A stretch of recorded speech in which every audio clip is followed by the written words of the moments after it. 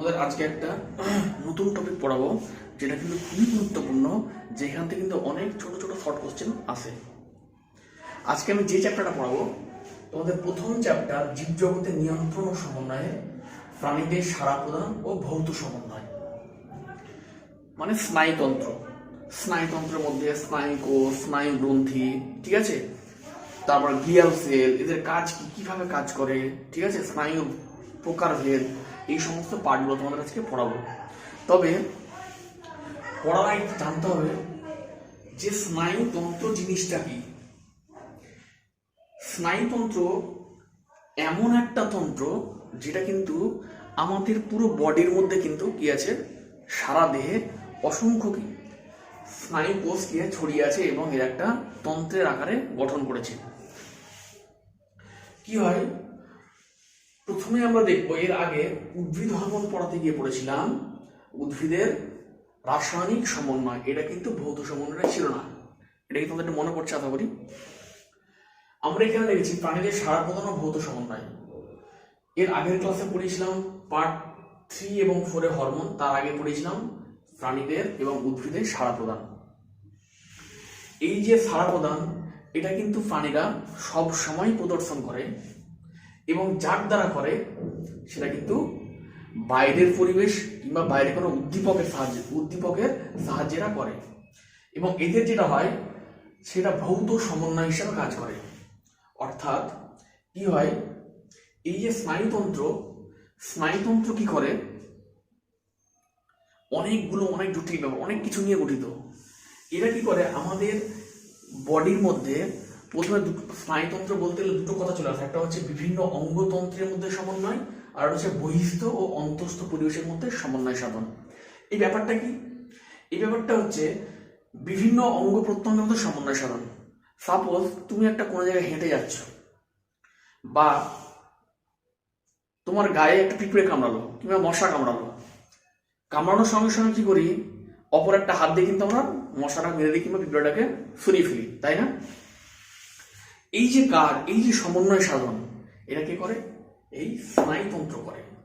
কিভাবে করে, প্রথমে একটা পিঁপড়ে কামড়ালো, সঙ্গে সঙ্গে আমাদের সেন্সটা কোথায় চলে এলো, ব্রেনে চলে এলো, ব্রেন থেকে কি চলে এলো, ব্রেন সঙ্গে সঙ্গে একটা কি করে, একটা মেসেজ পাঠায়, যে মেসেজটা ধরুন সঙ্গে সঙ্গে আমাদের হাতটা কি হয়, এখানে এসে চাপা দেয়। আবার কি হয়, তুমি ঘরে পড়াশোনা করছো, সঙ্গে সঙ্গে ফোনটা বেজে উঠলো, তুমি কি করলে, গিয়ে ফোনটা ধরলে, তোমাকে কি বলে দিল? কেউ কিন্তু বলে দেয়নি। এই যে বহিস্থ পরিবেশ, ফোনটা বেজে গেল, কি করলে, তুমি কি করলে, গিয়ে ফোনটা রিসিভ করলে। অর্থাৎ এই যে বাইরের পরিবেশের সঙ্গে আমাদের প্রাণীদের ভেতরের পরিবেশে কিন্তু একটা কি করে, যোগসূত্র গঠন করে। কে গঠন করে? এই স্নায়ুতন্ত্র। এই স্নায়ুতন্ত্র কি হয়, আমি বলেছি ভৌত সমন্বয়। কেন একে আমরা ভৌত সমন্বয়ক বলা হয়? কারণটা হচ্ছে, আমরা যখন রাসায়নিক সমন্বয় পড়েছিলাম, যেমন হরমোন, এরা কি করে, এরা কিন্তু কোনো একটা কাজ করার পর এরা কিন্তু ধ্বংসপ্রাপ্ত হয়, ওদের গঠনগত পরিবর্তন হয়, ধ্বংস হয়ে নতুন কোনো পদার্থ সৃষ্টি করে। কিন্তু এই স্নায়ুতন্ত্র কোনো একটি কাজ করার পর এদের কিন্তু গঠনগত কোনো বা রাসায়নিকগত কিন্তু কোনো পরিবর্তন হয় না। তাই আমরা স্নায়ুতন্ত্রকে বলি ভৌত সমন্বয়ক হিসাবে প্রাণীদেহে কিন্তু কাজ করে। তো নিশ্চয় বোঝা গেল ব্যাপারটা। এরপরে দেখো, এই যে স্নায়ুতন্ত্র আমি বললাম বাইরের পরিবেশের সঙ্গে সামঞ্জস্য রক্ষা করে বা সমন্বয় সাধন করে। এখানে কিন্তু এই যে স্নায়ুতন্ত্র বললাম, এটা কিন্তু অনেক জিনিস, অনেক কিছু নিয়ে গঠিত। কি কি নিয়ে গঠিত? স্নায়ু নিয়ে গঠিত, স্নায়ু কোষ নিয়ে গঠিত, স্নায়ু গ্রন্থি থাকে, গ্লিয়াল সেল থাকে, আমাদের ব্রেন এবং সুষমাকাণ্ড, এই সমস্ত সিস্টেম কিন্তু একত্রিত হয়ে যে তন্ত্র গঠন করেছে সেটাকে আমরা বলি স্নায়ুতন্ত্র।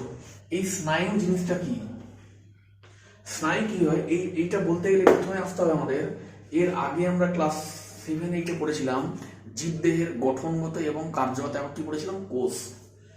অনেকগুলি কোষ কি পড়েছিলাম, একত্রিত কি গঠন করে, কলা গঠন করে। অনেকগুলি কলা একত্রিত করে তন্ত্র গঠন করে, ঠিক আছে, এটা কিন্তু আমরা পড়েছিলাম। সেই রকম ভাবে স্নায়ুতন্ত্র কিন্তু অনেকগুলো কোষ নিয়ে গঠিত। কোন কোষ নিয়ে গঠিত? নিউরন বা স্নায়ু কোষ। নিউরন বা স্নায়ু কোষ নিয়ে কিন্তু কি গঠিত হয়েছিল? স্নায়ুতন্ত্র। এই অসংখ্য নিউরন একত্রিত হয়ে কি গঠন করে? স্নায়ু কলা। তাহলে আমাদের কি আসতে হবে? স্নায়ু কাকে বলে? এই যে নিউরন, দেখো আমি একটা ছোট্ট একটা নিউরনের চিত্র অঙ্কন করেছি। এই নিউরনে দেখো একটি, দেখো হাতের আমাদের আঙ্গুলের মতো, মাথাটা কিন্তু হাতের আঙ্গুলের মতো, অনেক প্রবর্ধক যুক্ত, এগুলো ডেন্ড্রন বলা হয়, এবং ডেন্ড্রন থেকে ডেন্ড্রাইট। ঠিক আছে, এই জায়গাটা কোষদেহ, এবং এই জায়গাটা কি বলা হয়? একটা প্রবর্ধক অংশ, এটাকে আমরা বলেছিলাম অ্যাক্সন, এবং এর প্রান্ত কি থাকে? আমাদের অনেক সময় পেশিতে কিন্তু যুক্ত থাকে, যেটা প্রান্তকোষ অংশটা, টার্মিনাল পয়েন্টটা। সেইরকম ভাবে এইরকম একটা আমরা স্ট্রাকচারে অঙ্কন করেছি এই হাতের আঙ্গুলের মতো, যেটাকে আমরা বলি নিউরন বা স্নায়ু কোষ। এই নিউরনগুলো কি হয়? এই দেখো, এই নিউরনগুলো কি হয়? একত্রিত হয়, মানে বান্ডলের মতো। যখন আমরা কোনো ঝাঁটা যখন তৈরি করি, তখন কি করি? অনেকগুলো কি করি? নারকেলের পাতার সেই খিল বা কাঠিগুলো কি করি? একত্রিত আমরা কি করি? ওটাকে একটা দড়ি দিয়ে বাঁধি। সেইরকম ভাবে অনেকগুলো নিউরন, এদের কি করে? এদের কিন্তু একটা বান্ডিল করে। কে করে? যোগকণা বা কিছু ফাইব্রাস টিস্যু, যারা কি করে? এই যে নিউরনসগুলো আছে, দেখো অনেকগুলো নিউরন এঁকেছি, এই নিউরন অঙ্কন করেছে। এই নিউরনগুলো কি হয়? একটা যোগকণার আবরণ দিয়ে কিন্তু বাঁধা থাকে, এবং এগুলো কিন্তু যখন আমরা দেখবো, মাইক্রোস্কোপে দেখবো, তখন কিন্তু ঠিক এইরকম দেখতে হয়। কোনো কোনো জায়গায় উঁচু এবং কোনো কোনো জায়গায় কিন্তু পাতলা। এই যে উঁচু জায়গাটা স্ট্রাকচার যে গঠন করেছে, এদের ক্ষেত্রে কি হয়? এই কোষ দেহগুলো কি হয়? একত্রিত হয়ে একটি স্ফীত গোলাকার অংশ গঠন করে, যে অংশটাকে আমরা বলা হয় স্নায়ু গ্রন্থি। এবং স্ফীত অংশের পর একটা পাতলা সূত্রাকার একটা অংশ থাকে রজ্জুর মতো, যে অংশটাকে বলা হয় স্নায়ু তন্তু। এই উঁচু স্ফীত অংশটাকে বলা হয়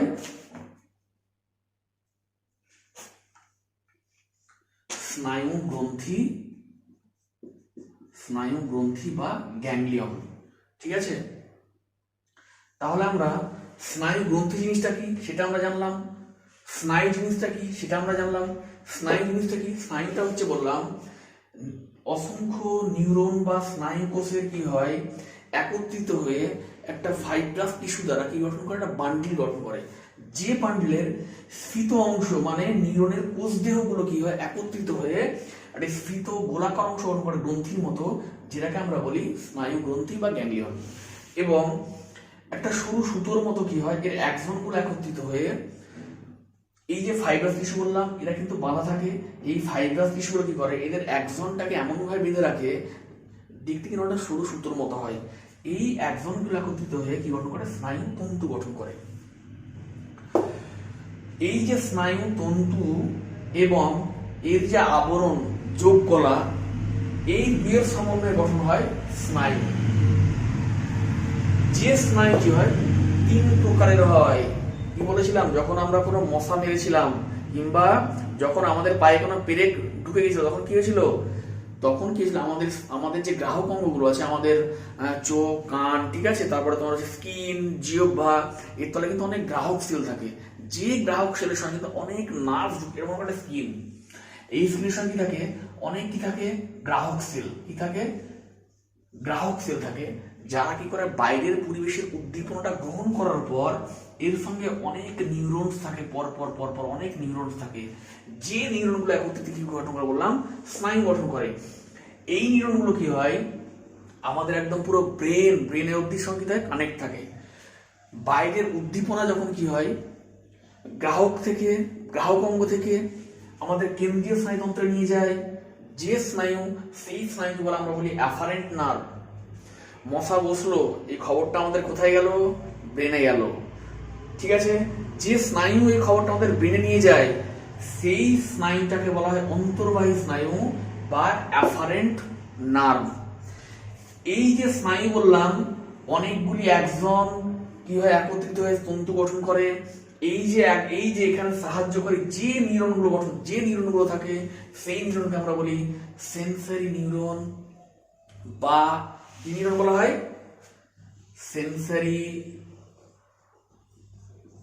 সেন্সরি নিউরন বা সংজ্ঞাবহ নিউরন। কেন্দ্রীয় স্নায়ুতন্ত্র কি করে, সঙ্গে সঙ্গে কি করে, যে খবরটা কি করে আমাদের পেশিতে কিংবা হাড়ে পাঠায়, মানে কারো অংশে পাঠায়, এরা কি করে, তখন কি করে, আমরা উদ্দীপনায় কিন্তু সাড়া দিই। মানে মশা বসা আমরা মারলাম, কি হলো, ন্যানো সেকেন্ডের মধ্যে কি হয়, যে স্নায়ুর মাধ্যমে খবরটা নিয়ে গেল ব্রেন থেকে, যে স্নায়ুর মাধ্যমে খবরটা হাতে গিয়ে আমরা কেন মারলাম, যে স্নায়ুর মাধ্যমে আসে সেই স্নায়ুটাকে আমরা বলি বহির্বাহী বা অ্যাফারেন্ট নার্ভ, এবং একে সাহায্যকারী নিউরনকে আমরা বলি মোটর নিউরন বা আজ্ঞাবহ নিউরন। কিছু কিছু স্নায়ু আছে বা নার্ভ আছে যারা কি করে, উভয় কাজই করে, আজ্ঞাবহ এবং তোমার হচ্ছে সেন্সরি নিউরন আর মোটর নিউরন, উভয় নিউরন দিয়ে গঠিত স্নায়ুকে আমরা বলি মিশ্র স্নায়ু বা অন্তর্বাহী স্নায়ু এবং বহির্বাহী স্নায়ু একত্রিত হয়ে যে স্নায়ু গঠন করে তাকে আমরা বলি মিশ্র স্নায়ু। যেমন হচ্ছে গ্লসোফ্যারিঞ্জিয়াল নার্ভ। অন্তর্বাহী স্নায়ু উদাহরণ কি, অন্তর্বাহী যে স্নায়ু আছে, অন্তর্বাহী স্নায়ু উদাহরণ হচ্ছে অলফ্যাক্টরি স্নায়ু, অপটিক স্নায়ু, তোমরা নিশ্চয়ই চোখের গঠন পড়েছিলে অপটিক স্নায়ু, ঠিক আছে। ইফারেন্ট নার্ভ বহির্বাহী নার্ভ, এর যে স্নায়ুগুলো আছে তার নাম কি, এর স্নায়ু হচ্ছে স্পাইনাল অ্যাক্সেসরি, অকিলোমোটর স্নায়ু, স্পাইনাল অ্যাক্সেসরি স্নায়ু, ঠিক আছে। এই হচ্ছে স্নায়ুর উদাহরণ। তাহলে আমাদের স্নায়ু হলো, স্নায়ু গ্রন্থি এলো, এবার আমরা হলো গ্লিয়াল সেল। এটা কি, গ্লিয়াল সেল হচ্ছে, মনে করো এই হচ্ছে একটা অনেকগুলো স্নায়ু কোষ কি বললাম একত্রিত হয়ে আছে, এবং এদেরকে একত্রিত করে রেখেছে কি কিছু ফাইব্রাস টিস্যু। এরপরে দেখো এগুলো হচ্ছে ফাইব্রাস টিস্যু, কি গঠন করেছে, স্নায়ু গঠন করেছে। এগুলোকে আমরা বলি, স্ফীত অংশগুলোকে আমরা বলি স্নায়ু গ্রন্থি, এটা আমরা আগেই পড়লাম, এবং এগুলোকে আমরা বলি স্নায়ু তন্তু। বললাম তন্তু। কিছু কিছু কিছু ক্ষেত্রে অনেক সময় কি হয়, এই যে নিউরনগুলো আছে, এই নিউরনগুলো কি হয় অনেক সময় নষ্ট হয়ে যায়। মনে করো এই নিউরনটা নষ্ট হয়ে গেল, এই নিউরন নষ্ট হয়ে গেল, তখন কি করে, এই যে নিউরনগুলো নষ্ট হয়ে গেল, এই যে এইখানটা শূন্যস্থান সৃষ্টি হলো, এই শূন্যস্থানে কিছু কোষ আছে, যে কোষগুলোকে আমরা বলি গ্লিয়াল সেল। এখানে কি হলো, এই নিউরনটা নষ্ট হয়ে গেল, এখানে একটা কোষ চলে আসে, যারা কি করে এই নিউরনটাকে ফ্যাগোসাইটোসিস পদ্ধতিতে খেয়ে নেয়, নষ্ট নিউরনটাকে ধ্বংস করে দেয়। এবং এই নিউরনের কি করে, এই নিউরনের কিন্তু এরা ধারক হিসাবে কাজ করে, ক্ষয়পূরণে সাহায্য করে, বা এরা কি করে, এই নিউরনটাকে, এই স্নায়ুটা কিন্তু আলম্বন দান করে। এই যে গ্লিয়াল সেল, এটা কিন্তু অনেক প্রকার হয়। কিছু কিছু গ্লিয়াল সেল আছে যারা কি করে, যেমন মাইক্রোগ্লিয়া, এরা কি করে নষ্ট নিউরনকে ধ্বংস করে ফেলে, ফ্যাগোসাইটোসিস পদ্ধতিতে এই নষ্ট নিউরনকে খেয়ে ফেলে। মাইক্রোগ্লিয়া,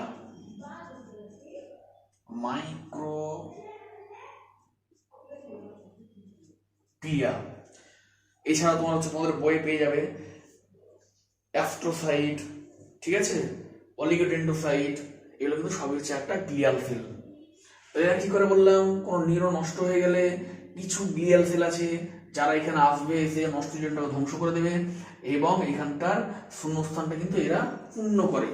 এবং এরা কি করে, এরা এই নিউরনটা, এই স্নায়ুটা আলম্বন দান করে, আবার কি করে, এরা ক্ষয়পূরণ করে, এরা ধারক হিসাবে কিন্তু কাজ করে। তাহলে তোমার কি জানলাম, স্নায়ু জানলাম, স্নায়ু গ্রন্থি জানলাম, গ্লিয়াল সেল জানলাম, আর কি জানলাম, এই স্নায়ুর প্রকারভেদগুলো জানলাম, তার সঙ্গে সঙ্গে এই স্নায়ুতে সাহায্যকারী যে নিউরনগুলো সেগুলো কিন্তু আমরা জানলাম। এই কতগুলো জিনিস কিন্তু ভালোভাবে পড়বে। এইবার তোমাদের একটা স্নায়ু কোষের গঠন আমি তোমাদের পড়াবো। এখান থেকে পরীক্ষায় তোমাদের কি কোশ্চেন, এখান থেকে ছোট ছোট ছোট কোশ্চেন আসবে, কি কোশ্চেন আসতে পারে। তবে হ্যাঁ, আমি একটু এই জায়গাটা বলেছিলাম করণীয় তন্ত্র, করণীয় অঙ্গ, অঙ্গনীয় তন্ত্র, ঠিক আছে, একটু মিস্টেক করে গেছি। আর তাহলে আমরা কি কি পেলাম এখানে, এইখানে আমরা পেলাম স্নায়ুতন্ত্র কাকে বলে, স্নায়ু কাকে বলে, স্নায়ু গ্রন্থি কাকে বলে, গ্লিয়াল সেল কাকে বলে, এর কাজ কি, স্নায়ু কয় প্রকার, এবং কি কি আর কি পেলাম, এই যে অ্যাফারেন্ট আর ইফারেন্ট, অন্তর্বাহী আর বহির্বাহী যে স্নায়ু গঠনকারী যে নিউরন, সেগুলো আমরা নাম পড়লাম, সেন্সারি, মোটর, এই নামগুলো পড়লাম। আরো একটা জিনিস বলতে ভুলে গেছি, সেন্সারি এবং মোটর নিউরনের মধ্যে সংযোগ রক্ষা করা একটা নিউরন, যেটা বলা হয় সহযোগী নিউরন বা অ্যাডজাস্টার নিউরন। সহযোগী বা ইংলিশ বলে অ্যাডজাস্টার। এটা কিন্তু দেখো এইখানে দেখো একটা নিউরন বা স্নায়ু কোষের একটা চিত্র অঙ্কন করেছে। এর আগে যেমন তোমাদের বললাম যে কতগুলো কোষ নিয়ে গঠন হয় কলা, কতগুলো কলা নিয়ে অঙ্গ, কতগুলো অঙ্গ নিয়ে তন্ত্র গঠিত হয়, সেরকম ভাবে কতগুলো স্নায়ু তন্ত্র গঠনের ক্ষেত্রে বললাম গঠনগত এবং কার্যগত, এখন কি বললাম স্নায়ু কোষ বা নিউরন, যেটা কিন্তু একটা চিত্র অঙ্কন একটা করেছি। এই যে স্নায়ু কোষ আছে, স্নায়ুতন্ত্রের ক্ষেত্রে তাহলে স্নায়ু কোষ নিয়ে কি গঠন হবে, অনেকগুলি স্নায়ু কোষ একত্রিত করে আমরা স্নায়ু কলা। স্নায়ু কলা কি করে, একত্রিত কোনো ব্রেন তৈরি করে। ঠিক আছে, এটা কিন্তু আমাদের আগে বললাম। আমি এখানে যে চিত্রটা গেছি একটা স্নায়ু কোষের একটা চিত্র অঙ্কন করেছি, যে চিত্রটা কিন্তু খুব পরীক্ষায় ইম্পর্টেন্ট, তোমাদের কিন্তু আঁকতে অঙ্কন করতে আসে, এবং নেম পয়েন্টিং গুলো কিন্তু ভালোভাবে জানতে হবে, এবং এর গঠনও কিন্তু আসতে পারে। এর গঠনটা তোমাদের একটু আলোচনা করব। নিউরনের গঠনকে আমরা দুই ভাগে ভাগ করতে পারি। একটা হচ্ছে কোষ দেহ, এই যে তারার মতো স্ট্রাকচার অংশ, এই যে তারার মতো অংশ, এই যে তারার মতো অংশ, এটাকে আমরা বলি কোষ দেহ, বা একে বলা হয় নিউরোসাইটন বা সোমা বলা হয়। এই কোষ দেহ থেকে দেখো অসংখ্য প্রবর্ধক বেরিয়েছে, এক বচনা ডেন্ড্রন, বহু বচনা ডেন্ড্রাইট, এবং এইখানে দেখো লম্বা একটা প্রবর্ধক বেরিয়েছে, যাকে আমরা বলি অ্যাক্সন।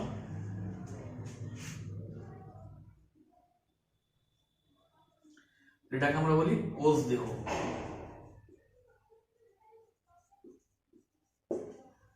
তাহলে আমরা একটু কোষ দেহের গঠনটা পড়বো। কোষ দেহটা দেখতে কিন্তু অনেকটা তারার মতো বা জালকের মতো হয়, গোলাকার হতে পারে, ডিম্বাকার হতে পারে, বা তারকাকৃতি হতে পারে। এই কোষ দেহ কিন্তু, এই কোষ দেহ যেটা গঠন হয়েছে, সেই গঠনটা কে করে, কোষ পর্দা কিন্তু কোষ দেহের স্ট্রাকচারটা দিয়েছে। এই যে কোষ পর্দা, এই পর্দাটাকে বলা হয় নিউরনের ক্ষেত্রে নিউরোলেমা। কি বলা হয়, নিউরোলেমা।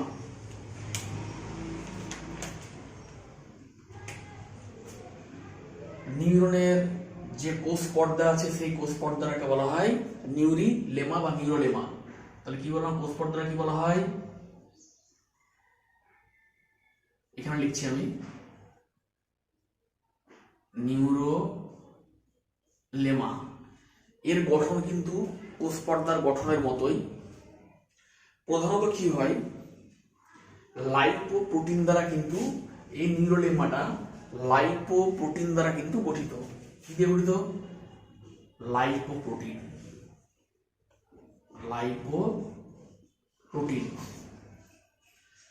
নিউরনের যে কোষ দেহ, কোষ দেহের বাইরের আবরণটাকে বলা হয় নিউরোলেমা।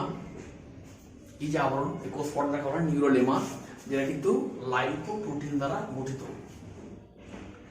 এই কোষের মধ্যে বা কোষ দেহের মধ্যে একটা গোলাকার ইউক্যারিওটিক নিউক্লিয়াস থাকে। ইউক্যারিওটিক মানে হচ্ছে একটা নিউক্লিয়াসের যে যে গঠন দরকার, নিউক্লিওলাস, নিউক্লিওপ্লাজম, ঠিক আছে, ক্রোমোসোম, ঠিক আছে, নিউক্লিয় জালিকা, ঠিক আছে, সবগুলো কিন্তু একটা নিউক্লিয়াসের মধ্যে যে যে অংশ থাকা দরকার, সব অংশগুলো কিন্তু সুস্পষ্ট নিউক্লিয়াস থাকে, এবং সমস্ত অংশগুলো কিন্তু বর্তমান। সেই জন্য আমরা বলছি এই নিউক্লিয়াস, এটাকে বলা হয় নিউক্লিয়াস। এই নিউক্লিয়াসটা কিরকম, ইউক্যারিওটিক প্রকৃতির। এখানে সুস্পষ্ট আদর্শ কিন্তু নিউক্লিয়াস থাকে, যার মধ্যে কি থাকে, যে ক্রোমোসোম থাকে, সেই ক্রোমোসোমটাও কিন্তু 23 জোড়া কিন্তু ক্রোমোসোম থাকে। এই কোষ দেহের নিউক্লিয়াস বাদ দিয়ে আমরা বাকি কোষের কি বলি, কোষের এটা যারা সেল হয় এটা নিউক্লিয়াস, নিউক্লিয়াস বাদ দিয়ে বাকি অংশটা কি বলি আমরা, সাইটোপ্লাজম। এটাও ঠিক, নিউক্লিয়াস বাদ দিয়ে এর বাকি অংশটাকে বলি সাইটোপ্লাজম। যেহেতু এই সাইটোপ্লাজমটা নিউরনের, তাই আমরা এই সাইটোপ্লাজমটা বলি নিউরোপ্লাজম। কি বলি? এই সাইটোপ্লাজমটা আমরা কি বলি? নিউরোপ্লাজম।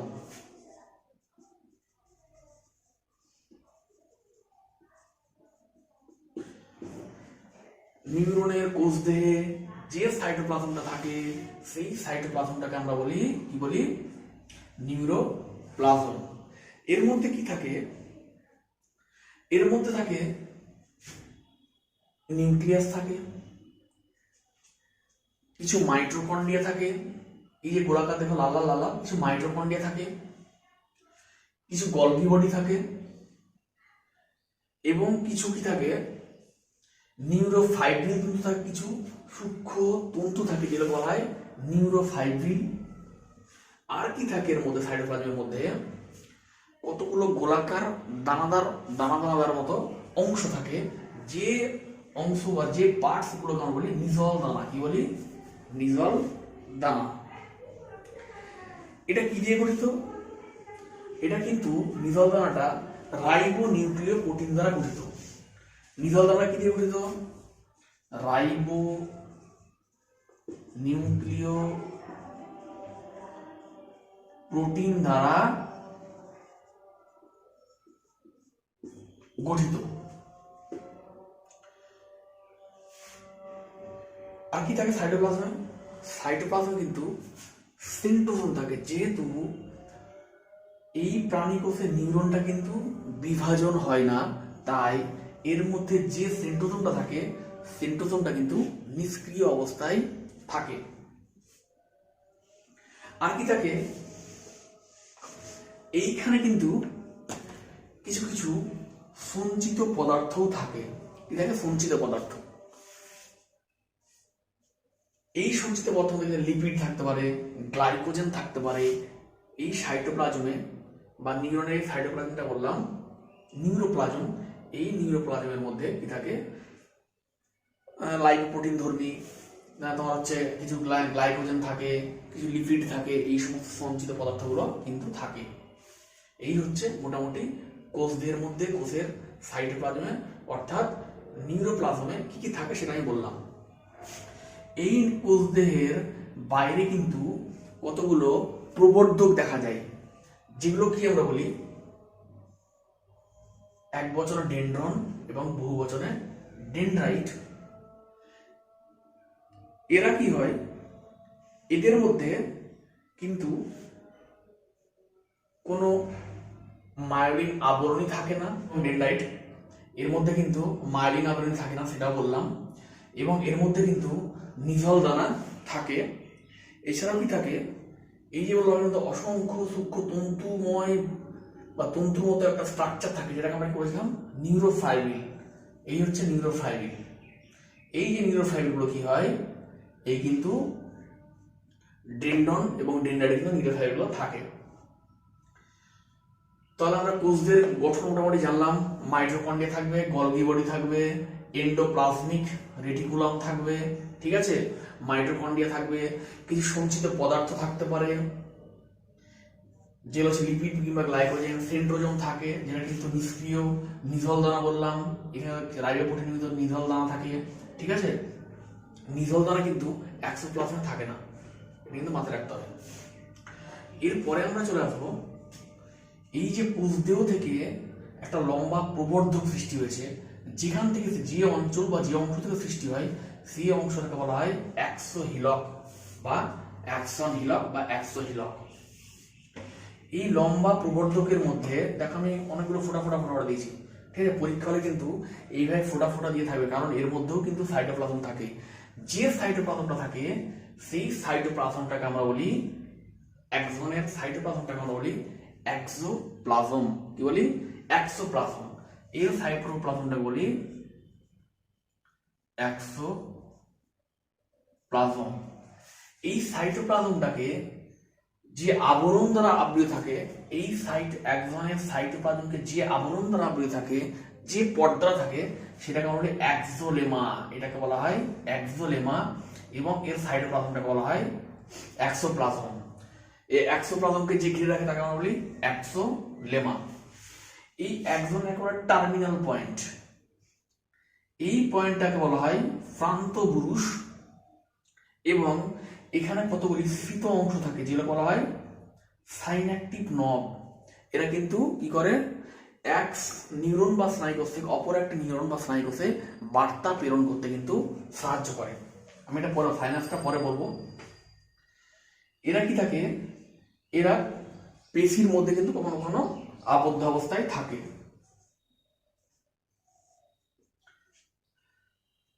এরপরে দেখো, এই যে একজনের গায়ে এইরকম কিছু স্ট্রাকচার থাকে যেগুলোকে আমরা বলি মায়োলিন সিদ। দেখো গোলাকার একটু উঁচু স্ট্রাকচার আছে যেগুলোকে আমরা বলি মায়োলিন সিদ। এই মায়োলিন সিদ লিপিড বা চর্বি আস্তরণ দিয়ে গঠিত।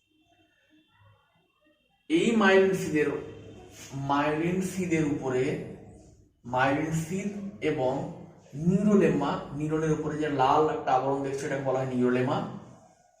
এই নিউরোলেমা আর মায়োলিন সিদের মধ্যে গোলাকার কিছু কোষ থাকে যেগুলোকে আমরা বলি সোয়ান কোষ। কি কোষ বলি? এই যে কোষ, এই কোষ, এগুলোকে আমরা বলি সোয়ান কোষ। এটাকে আমরা বলি সোয়ান কোষ। এই যে মায়োলিন সিদের মায়োলিন বিহীন অংশ একটা খাঁজের মতো স্ট্রাকচার, দুটো মায়োলিন সিদের মধ্যে একটা খাঁজের মতো স্ট্রাকচার, এই খাঁজের মতো স্ট্রাকচারকে আমরা বলি র্যানভিয়ারের পর্ব। এখানে কোনো মায়োলিন থাকে না। মোটামুটি একজনের গঠন। এবার তোমাদের পড়াবো সাইনাস। এটা কিন্তু খুব ইম্পর্টেন্ট, পরীক্ষা কিন্তু আসতে পারে। সাইনাস আর স্নায়ু সন্নিধি। আমি একটা সাইনাসের চিত্র অঙ্কন করে তোমাদের দেখাচ্ছি।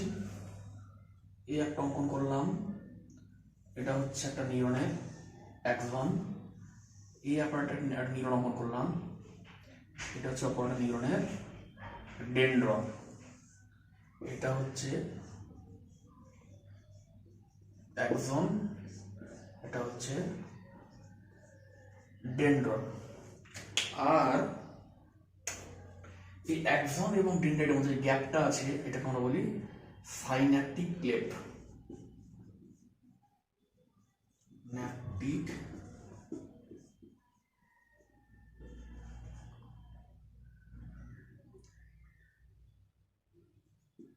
Synaptic cleft. আমি বললাম সাইন্যাপস হচ্ছে এ একটা নিউরন কোষ দেহ অ্যাক্সন, এ একটা নিউরন এটা হচ্ছে কোষ দেহ অ্যাক্সন, এ একটা নিউরন কোষ দেহ এটা হচ্ছে অ্যাক্সন। ঠিক আছে, এক্ষেত্রে কি হয়, একটা নিউরনের কোষ দেহ কি হয়, অপরটি একটি নিউরনের অ্যাক্সন অপর নিউরনের কোষ মানে তোমার কোষ দেহের ডেনড্রনের সঙ্গে যুক্ত থাকে। এই যে যুক্ত থাকার যে জয়েন্ট, এই যে জয়েন্ট এটাকে বলে সাইনাস। একটি নিউরনের শেষ অপর নিউরনের শুরু, এর সংযোগস্থলটা বলা হয় সাইনাস, বা দুটি নিউরনের সংযোগস্থলটা বলা হয় সাইনাস। এখানে কি হয়, এই সাইনাসের মাধ্যমে আমাদের কি বলেছিলাম, মশাতে কামড়ালো, উদ্দীপনাটা মাথায় নিয়ে গেল। এই যে উদ্দীপনাটা যায়, উদ্দীপনাটা গ্রাহক থেকে সিএফ সিএনএস মানে সেন্ট্রাল নার্ভাস সিস্টেম, কেন্দ্রীয় স্নায়ুতন্ত্র। এই যে উদ্দীপনাটা কি হয়, ইম্পালসটা যায়, তখন কি হয়, এইখানে কিন্তু একটু রাসায়নিক বিনিময় ঘটে, মানে সংযোগস্থলে। এই সংযোগস্থলটা সাইনাস কিভাবে ঘটে এটা তোমাদের জানাবো। বললাম দুটো নিউরনের সংযোগস্থল করা সাইনাস, একটি নিউরনের শেষ অপর নিউরনের শুরু। এই যে সংযোগস্থল সেটা বলা হয় সাইনাস বা স্নায়ু সন্নিধি। এখানে কি হয়, এখানে অঙ্কন হচ্ছে অ্যাক্সন, এটা হচ্ছে ডেনড্রন, এর মিডিল যে ফাঁকা জায়গাটা সেটা হচ্ছে সাইন্যাপটিক ক্লেফট। এখানে কি হয়, এখানে কতগুলি গোল গোল ভেসিকল আঁকলাম, মানে ছোট ছোট ক্ষুদ্র ক্ষুদ্র গহ্বর, এগুলো বলা ভেসিকল। ঠিক আছে, এই ভেসিকল গুলো কি থাকে, এই ভেসিকল গুলোতে যখন কোনো উদ্দীপনা, যখন এটা হচ্ছে একজনে গেছি, কোনো উদ্দীপনা যখন আসে, নিউরনে আসলো, আসার পরে কি হয়, উদ্দীপনা আসার সঙ্গে সঙ্গে ভেসিকল গুলো খুলে যায়, খুলে গিয়ে এর মধ্যে একটা নিউরো ট্রান্সমিটার বা একটা রাসায়নিক পদার্থ থাকে, অ্যাসিটাইল কোলিন হতে পারে, ডোপামিন হতে পারে, হ্যাঁ, এই সমস্ত বিভিন্ন অ্যাসিটাইল কোলিন, অ্যাসিটাইল কোলিন, এই অ্যাসিটাইল কোলিন কিন্তু এর মধ্যে কিন্তু থাকে। যখন কোনো ইম্পালস আসে সঙ্গে সঙ্গে কি হয়, এগুলো কিন্তু উন্মুক্ত হয়ে যায় এবং অ্যাসিটাইল কোলিনগুলো কোথায় আছে, এইখানটা আছে। কোথায় আছে? সাইন্যাপটিক ক্লেফটে আছে। সাইন্যাপটিক ক্লেফট আসার সঙ্গে সঙ্গে কি হয়, এই যে উদ্দীপনা সিনাপসের এক ধরনের কতগুলো গোলাকার ভেসিকল এঁকেছি, এর মধ্যে অ্যাসিটাইল কোলিন থাকে। ঠিক আছে, গোলাকার ভেসিকলের মধ্যে যখন কোনো উদ্দীপনা আসে তখন কি হয়, অ্যাসিটাইল কোলিনটা উদ্দীপিত হয়ে যায় এবং উদ্দীপিতার সঙ্গে ফেটে যায়, ফেটে গিয়ে সাইন্যাপটিক ক্লেফটে আসে এবং উদ্দীপনাটাকে নিয়ে ডেন্ডনে প্রবেশ করতে অ্যাসিটাইল কোলিন সাহায্য করে।